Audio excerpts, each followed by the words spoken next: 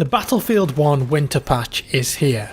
It's been deployed on all platforms today, and there are some great changes, and the Easter egg hunt that's been on hold for a while, well, it just heated up again. More on that in a bit, but first, what's new in this update?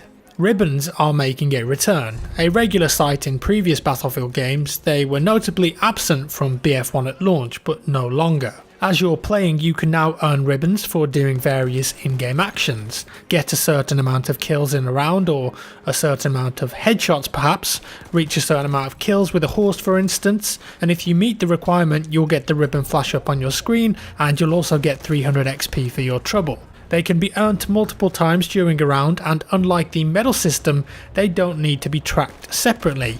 You'll just automatically work towards them when you play. It's nice to see the ribbon system making a return, and the reward system is definitely going in the right direction now. I think with a few tweaks to the medal system and awards as a whole, and we'll be in a much better place. Now if getting those shiny codex is your thing, then I've got great news for you too. It's now possible to unlock an elite codex for 8 of the primary weapons in the game. What does this mean? Well, if you get 500 more kills with these weapons, you'll get a shiny elite codex that you can show off to your friends, but you'll also get a whopping 25,000 bonus XP, and that's a lot. It could also help you reach the new class rank cap.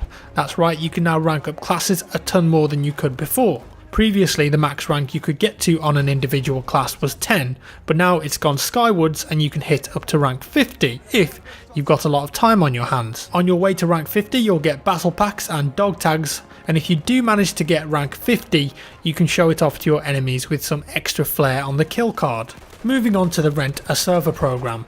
With the winter update, we're getting some much needed and requested features added to the program. First though, the bad news, passworded servers isn't one of the added features. It's definitely needed, and it's a shame that it's not being prioritised, but I'm sure that it will come out at some point. But for now, let's just focus on the features that have been added because they too have been requested.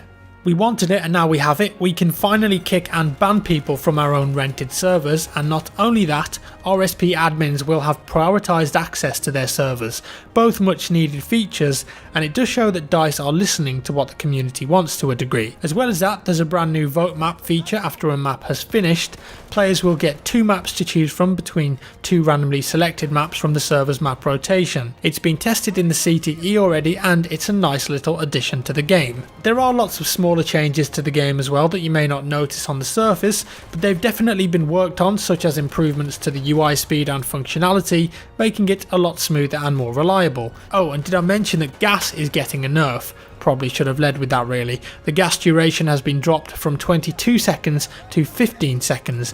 I personally would still prefer to just see 1 gas grenade available instead of 2, but at least it's a good start. There's been a few nerfs to various weapons as well. On the Automatico Trench, Hellregal Factory, M1909 Storm, Madsen Storm, MG15 and Bar Storm, the horizontal recoil has been increased by 14.3%. So then, Easter eggs. Await further instructions was our last order, but now big changes have occurred with the headphones and MCOM Easter eggs. If you manage to find a pair of headphones and take it to one of the secret MCOM stations, you'll hear a new Morse code message. For me, I went to Sinai Desert, decoded what I heard, and my message read as the following: go straight to Hotel Check Peron.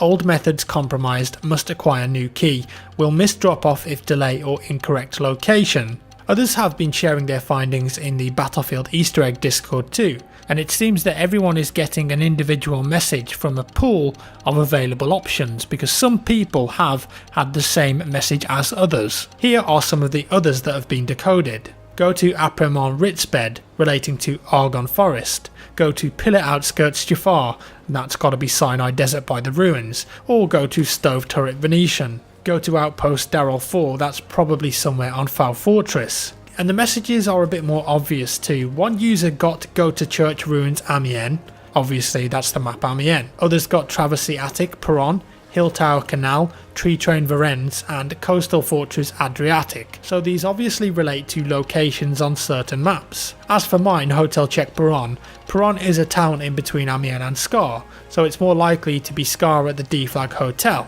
I had a look there after I got my message, but I couldn't find anything yet. But what are we looking for is the question.